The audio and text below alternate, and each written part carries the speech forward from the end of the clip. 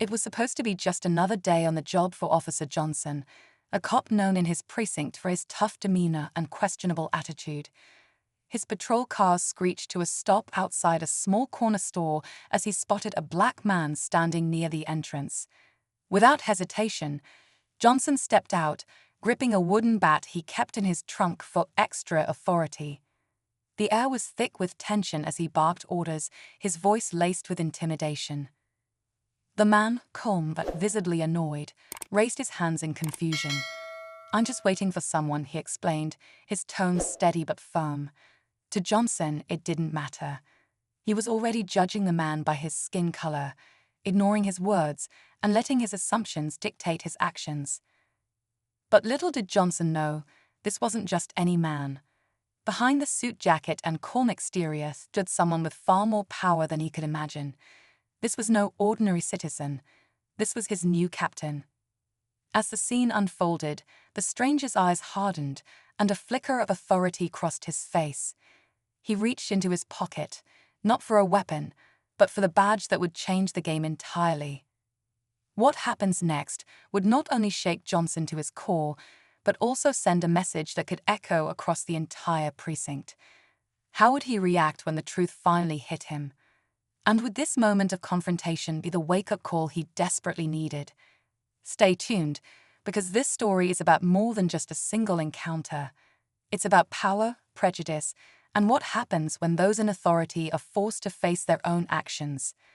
The man standing in front of Officer Johnson was no stranger to moments like this.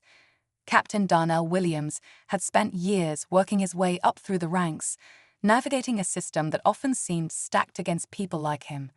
He had faced subtle prejudice, blatant discrimination, and countless instances of being underestimated, but he never let it stop him. He carried himself with dignity, knowing that his hard work and integrity spoke louder than any insult or judgment ever could. Officer Johnson, on the other hand, had no idea who he was dealing with. To him, this was just another routine moment of asserting control, something he'd done dozens of times before. He didn't notice the polished shoes, the tailored suit, or the confident way the man carried himself. Instead, his focus was on maintaining dominance in a situation he believed he controlled. The other officers across the street had started to take notice, whispering among themselves as they watched the encounter escalate. No one dared step in, partly because they didn't want to get involved, and partly because they, too, had no idea who Captain Williams was. Meanwhile, Captain Williams remained calm, though his patience was wearing thin. He could feel the stares from the bystanders gathering nearby, their eyes filled with a mixture of concern and curiosity. He knew this moment wasn't just about him.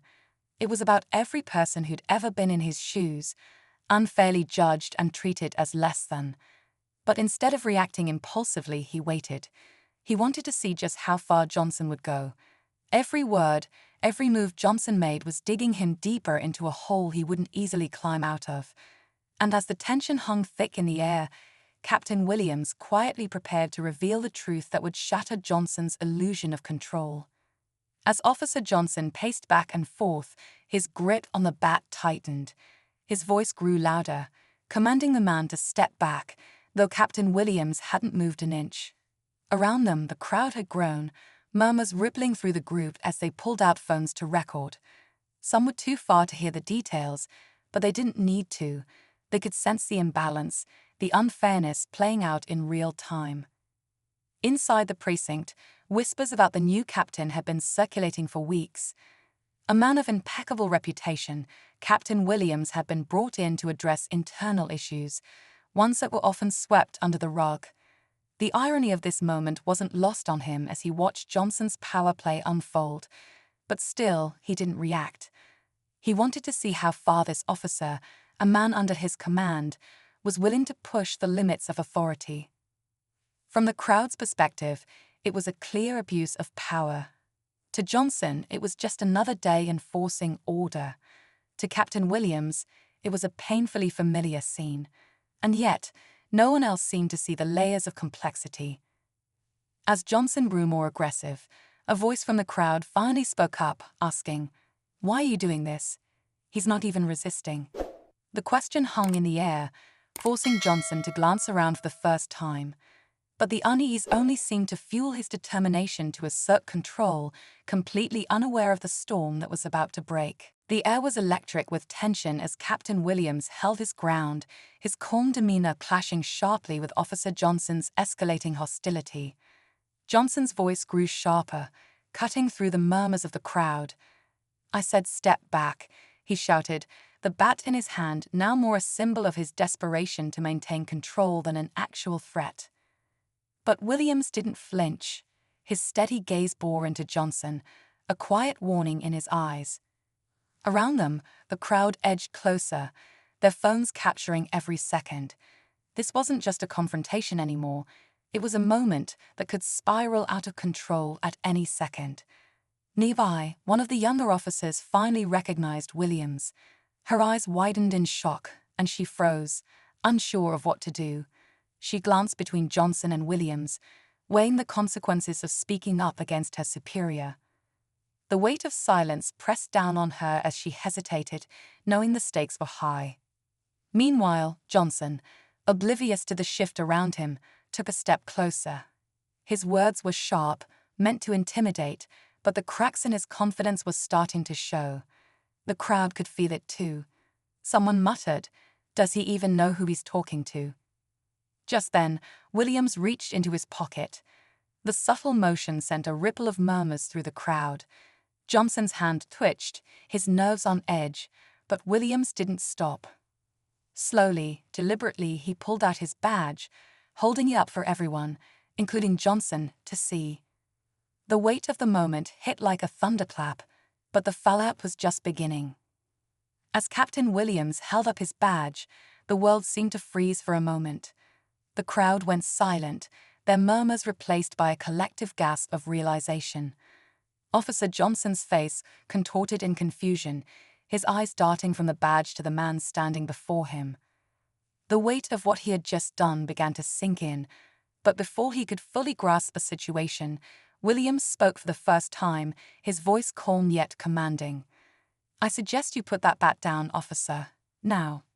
Johnson's grit faltered, but his ego refused to let him back down completely. "How do I know this isn't fake?" he muttered, though the uncertainty in his voice betrayed him. Around them, the crowd's whispers picked up again, growing louder. One of the younger officers stepped forward, clearly shaken. "Sir," she said cautiously, addressing Johnson, he's really the new captain." Johnson's face drained of color, but before he could respond, another voice cut through the tension.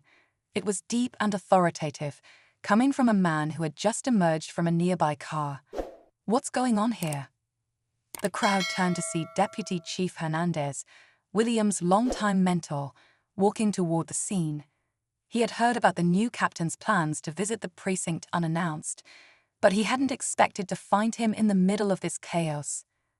Williams didn't take his eyes off Johnson as he replied, "It seems we've uncovered a bigger issue than I anticipated." The tension now was palpable, the stakes higher than ever. As Deputy Chief Hernandez approached, his stern expression made it clear he was not there to mediate. "Officer Johnson, step away from him." "Now," Hernandez ordered, his voice leaving no room for argument. Johnson hesitated, his pride clashing with the reality sinking in. Slowly, he placed the bat on the ground, his face a mixture of humiliation and fear. Captain Williams exhaled quietly, lowering his badge but keeping his composure. "Thank you, Deputy Chief," he said, his voice even. Then, turning to Johnson, he added, "It's important for a leader to know his team. Unfortunately, today I learned more about you than I ever wanted to." Johnson opened his mouth to defend himself, but Williams raised a hand, silencing him. "Save it. This isn't the time for excuses." He glanced at the crowd, their phones still recording. Or apologies meant only for show. Just as Hernandez stepped in to de-escalate further, a voice from the crowd interrupted. "Wait, does this mean he's not the only one?" All eyes turned to the younger officer who had earlier recognized Williams. She shifted uncomfortably, but finally spoke up, her voice trembling. "Johnson's behavior, it's not new. He's not the only one treating people this way." The air grew heavier, the implications of her words hitting harder than any single confrontation. Williams nodded solemnly. "Then it looks like we have work to do." And just as everyone thought the moment had passed, Williams turned to Hernandez and said, "Start the internal review." Today, the twist was clear. This wasn't just about one officer. It was about exposing a system that had been broken for far too long. The crowd began to disperse slowly, but the weight of what they had witnessed lingered in the air. Some people stayed, quietly discussing the courage it must have taken for Captain Williams to stand his ground. Others walked away, their phones still in hand, undoubtedly ready to share the video that would soon spark a much larger conversation. Officer Johnson stood in stunned silence, his hands hanging awkwardly at his sides. He avoided making eye contact with anyone, knowing his actions had not only embarrassed him, but also exposed something far more significant than his personal behavior. Deputy Chief Hernandez, now standing shoulder to shoulder with Captain Williams, turned to the younger officer who had spoken up. "Thank you for your honesty," he said firmly.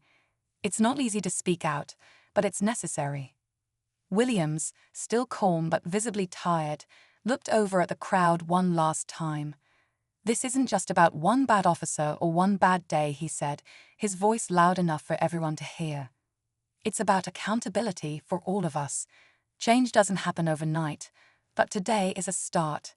The younger officer nodded, encouraged by his words, while Johnson remained frozen, knowing the days ahead would bring consequences he couldn't avoid.